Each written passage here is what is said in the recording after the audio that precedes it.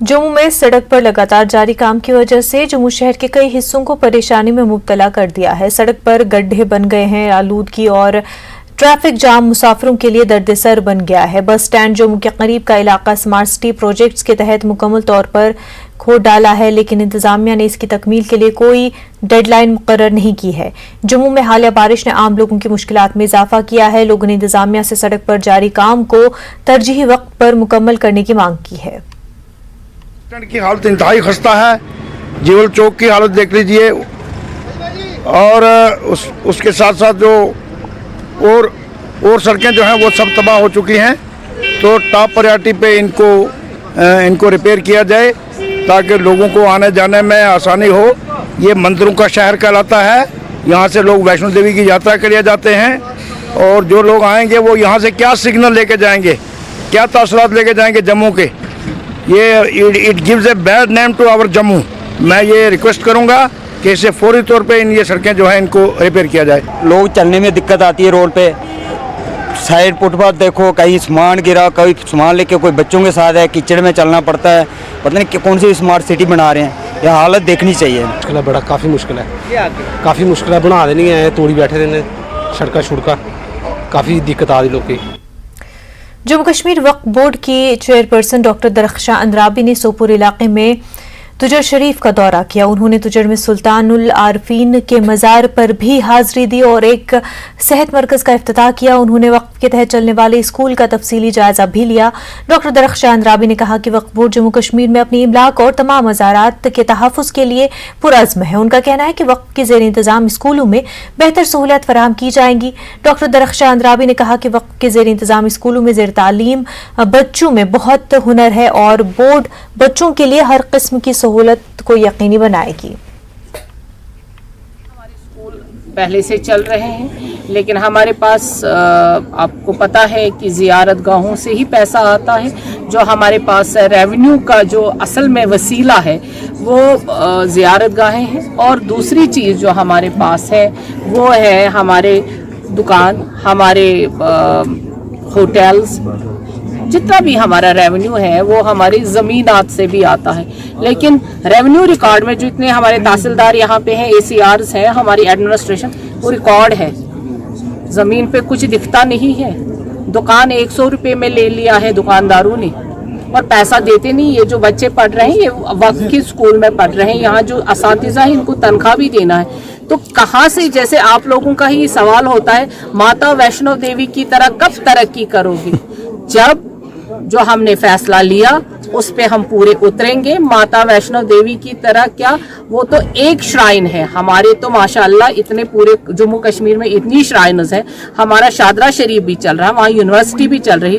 वैसे ही हम जम्मू कश्मीर में चाहते हैं जो हमने हुक्मनामा जारी किया है वक्फ से वो अमलाया जाए, तो यहाँ पे यूनिवर्सिटियाँ, स्कूल और हॉस्पिटल बनेंगे। करगिल डेवलपमेंट्स अथॉरिटी ने लेह एपेक्स बॉडी के नुमाइंदों और दीगर के लिए टी पार्टी का एहतमाम किया, जिन्होंने इंटरफेथ डिप्लोमेसी के 3 रोज़ा सेमिनार में शिरकत की।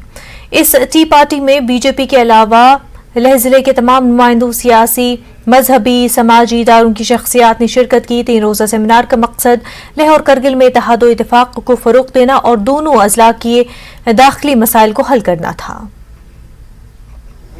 मैं समझता हूँ कि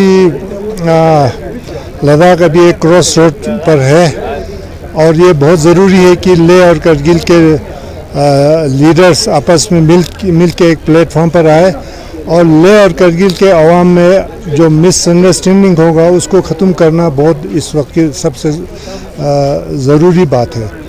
तो यहाँ पर 3 दिन का हमारा वर्कशॉप रहा, उसमें हम लोग यही लेह और करगिल के जो मसले हैं वही 3 दिन तक सब ने डिस्कस किया, और बहुत अच्छी तरह से डिस्कस किया, और लेह और करगिल के अवाम में अंडरस्टैंडिंग बढ़ाने के लिए मैं समझता हूँ एक बहुत बड़ा कदम था। अभी मंजिल बहुत दूर है, तो मंजिल पे जाने के लिए जो है जब तक ये इकट्ठे ना चले, इत्तेफाक से काम ना करें, इत्तेफाक से चले नहीं, और करगिल और लेह जो है एपेक्स बॉडी और करगिल डेमोक्रेटिक अलायंस जो है साथ ना चले, आपको स्टेट रूट भी नहीं मिल सकती है, और आपके जो डेराना जो डिमांड्स है ایک آپ کے MPs جو الگ کرنے کی وہ بھی آپ پورا نہیں ہو سکتا ہے. تو ہم آج ہم ایک پیج پر ہے اور ہم ڈیمانڈ بھی ایک دونوں مل کے جو ہے کر رہے ہیں. تو یہی بات ہماری تھی. اور جو بھی آپ باقی جو ڈسپیوٹڈ جو ہمارے ایشوز ہے جیسے کئی لوگوں کے درمیان جو ایشوز ہے اس میں بھی ہمارے پیش رفت ہوئی ہے. اور اس میں میں یہ بات کلیئر کر کے بات کہنا چاہتا ہوں کہ کوئی دوست نہیں, کوئی دباؤ نہیں, کوئی مطلب یہاں پہ یعنی زور زبردستی والی بات نہیں. بات چیت کے ذریعے ٹیبل پہ بیٹھ کے جو ہے کوئی مسئلہ ہم حل کرنے کے تیار ہے, جس کا ہمیں لوگوں نے بھی اور جتنے بھی ہماری تنظیمیں انہوں نے ہمیں پاور دیا ہوا ہے. سیاسی سنکوں میں آج ایجوکیشن ڈپارٹمنٹ کی طرف سے معذور بچوں کے لیے اسسمنٹ کیمپ منعقد کیا. ENT, آرتھو اور آنکھوں کے ڈاکٹر سے مختلف اسکولوں کے طلباء کی طبی جانچ کی.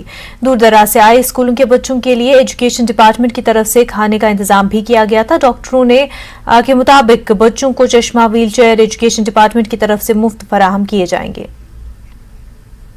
ڈاکٹرس ہیں, آرتھو ڈاکٹرس ہیں اور آئی ڈاکٹرس ہیں اور جو بہت معذور ہیں, چل پھر نہیں سکتے ہیں, ان سب کا یہاں پر آج باضابطہ طور پر اسسمنٹ اس کا ہوا بھی ہے. تو باقی ڈپارٹمنٹ کی طرف سے جو دور دراز جو بچے آئے ہیں ان کو ریفریشمنٹ کا بھی انتظام کیا گیا تھا. باقی آنے جانے کے لیے ان کو گاڑیوں کا انتظام کیا ہے. نیشنل سینئر سٹیزن ڈے کے موقع پر شانگس میں بزرگ شہریوں کے حقوق کی بیداری اور جانکاری پر پروگرام منعقد کیا گیا. یہ پروگرام محکمہ سماجی بہبود اور تحصیل لیگل سروسز اتھارٹی کے اشتراک سے منعقد کیا گیا. DDC روہن چودھری, طالب حسین اور ڈسٹرکٹ سٹیزنز کمیٹی کے ممبر پیرزادہ محمد شفیع نے بزرگ شہریوں کے ایک گروپ کو مغل گارڈن اجپل جھنڈی دکھا کر روانہ کیا. ٹور کا مقصد بزرگ شہریوں کو تناؤ کے ماحول سے باہر نکالنا اور ان کے ساتھ مختلف امور پر تبادلہ خیال کرنا تھا. شہریوں نے اس طرح کے پروگرام کا خیر مقدم کیا. ان کی اہمیت کو اجاگر کرنے کے لیے اس دن پر عام بزرگوں, خاص کر جو جسمانی طور ناخیز ہے یا کمزور ہے یا صحت کی بنیاد پر ان کے کچھ مسائل ہے, سینئر سٹیزنز کو اس بات سے روشناس کرے کہ ان کے رائٹس کیا ہے, حقوق کیا ہے اور یہ کیسے ایلڈرلی ابیوز سے بچے. اس کے لیے ہم وردی چیئرمین تحصیل لیگل سروس کمیٹی شانگس کے بڑے شکر گزار ہے کہ انہوں نے ایک ایڈوکیٹ پیرزادہ آصف شفیع صاحب کو نامنیٹ کیا تھا. اس نے ان لوگوں کو کیسے بہت اچھے طریقے سے سمجھایا کہ کیسے وہ بچ سکتے ہیں اور کون سے ان کے حقوق ہیں.